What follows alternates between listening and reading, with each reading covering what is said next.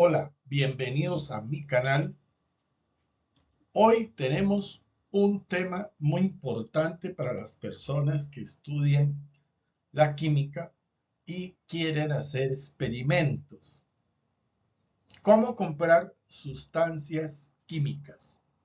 Bienvenidos.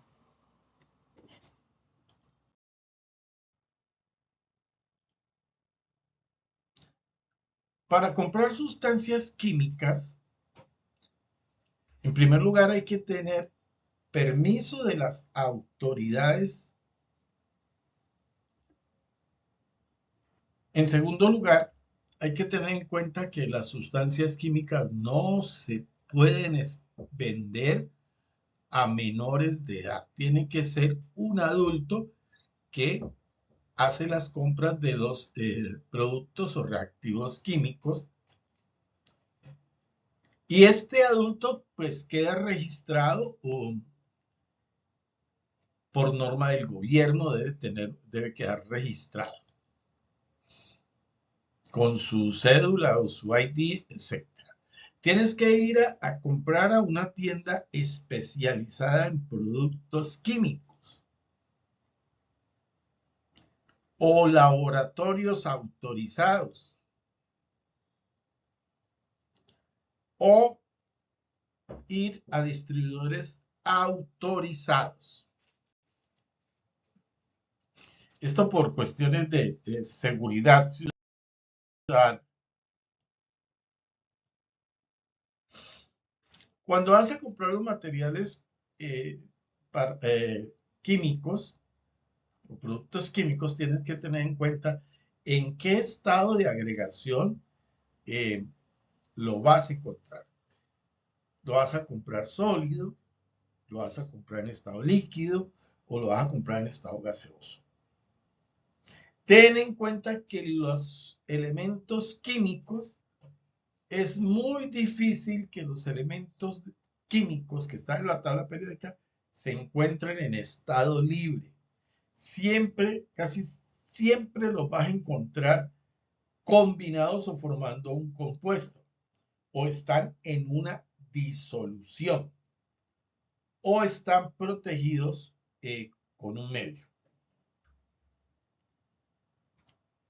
Cuando estás comprando materiales químicos, entonces tienes que tener en cuenta que te los van a vender por peso, es decir, por gramos, por miligramos, por kilogramos, o te los van a vender por volumen, es decir, por litros, por mililitros, todas las que son unidades de volumen. Otras veces te los venden de acuerdo a la densidad que lo produzca un determinado fabricante o un laboratorio. Entonces, las unidades para comprar materiales químicos suelen ser litros, mililitros, centímetros cúbicos. Los elementos vendidos por densidad, pues los venden en la expresión gramos por mililitro o kilogramos por litro, si así son productos muy industriales. A veces vamos a comprar materiales que están en disoluciones, como por ejemplo el alcohol.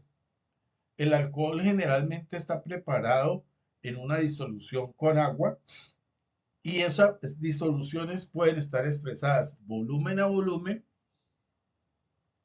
volumen de agua y volumen del material que vamos a conseguir, o pueden estar, te las pueden vender en peso del agua o del disolvente y en peso del soluto.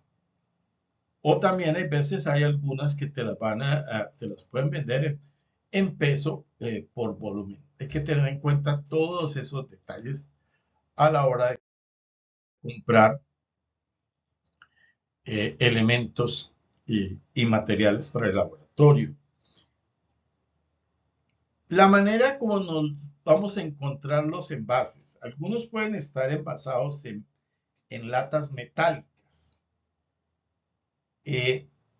Algunos se pueden vender de esa manera. otros tienen que estar guardados en vidrio, otros tienen que estar guardados en cilindros plásticos. Entonces, todo depende del tipo de material que vamos a comprar. Y los envases tienen que ver mucho con esto. Por ejemplo, algunos materiales que se venden en latas es porque no deben tener contacto con el medio, con el ambiente, ni deben tener contacto con la luz. Es posible que esos materiales con la luz reaccionen y se degraden o produzcan algún efecto químico que no debe suceder.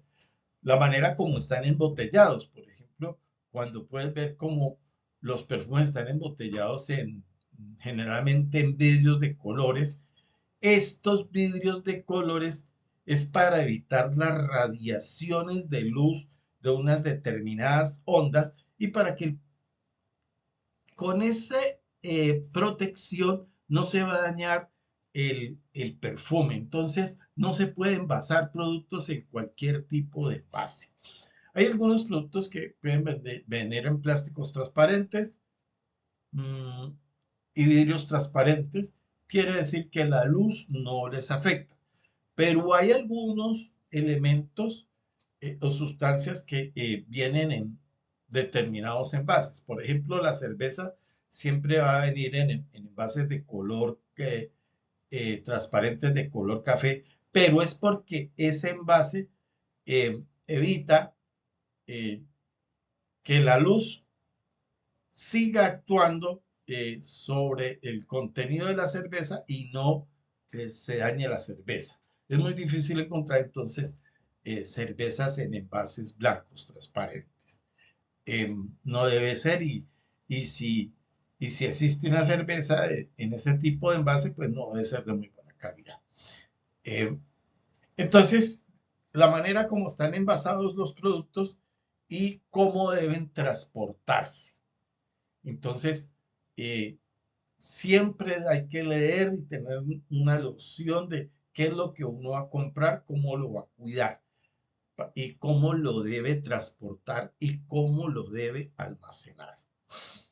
Todos los materiales entonces requieren unas instrucciones para su embalaje, almacenamiento, transporte. Y en esa parte hay que tener en cuenta para evitar accidentes.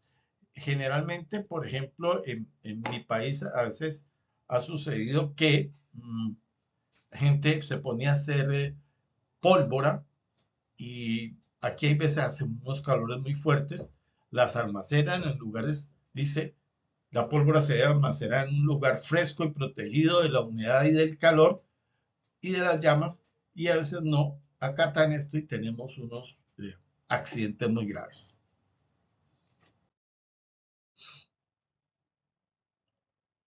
Entonces, hay que tener en cuenta y leer las instrucciones de cómo se deben conservar las materias que nosotros conseguimos. Si conseguimos una materia que está envasada de determinada manera, eso tiene que tener unas instrucciones y hay que seguirlas porque hay que mirar las condiciones ambientales de temperatura, de presión, de humedad, de luz. Y hay que mirar las fechas de caducidad. Como un medicamento, como un alimento cualquiera, los materiales tienen fecha de elaboración y fecha de caducidad. Y esto es muy importante tenerlo en cuenta.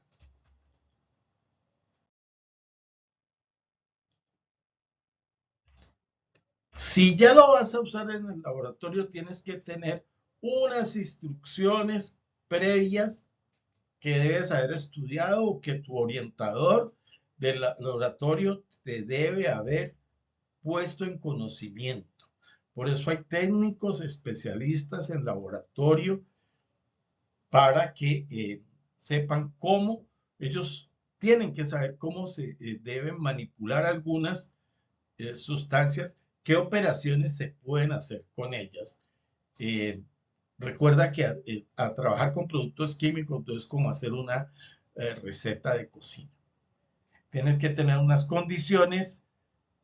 Si vas a preparar algo en el laboratorio, tienes que etiquetar las condiciones ambientales, las operaciones que hiciste, las fechas y documentar bien todo el proceso que has hecho para prevenir accidentes.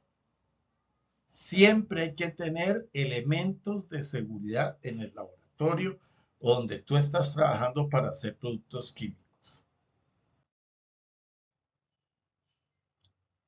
Recuerda que cada reacción química produce un impacto en el ambiente. Todas las reacciones químicas producen un impacto en el ambiente, tanto en la parte de la temperatura, la presión y la contaminación. Entonces, tienes que tener en cuenta esos detalles. Tienes que tener en cuenta cómo eliminar los desechos.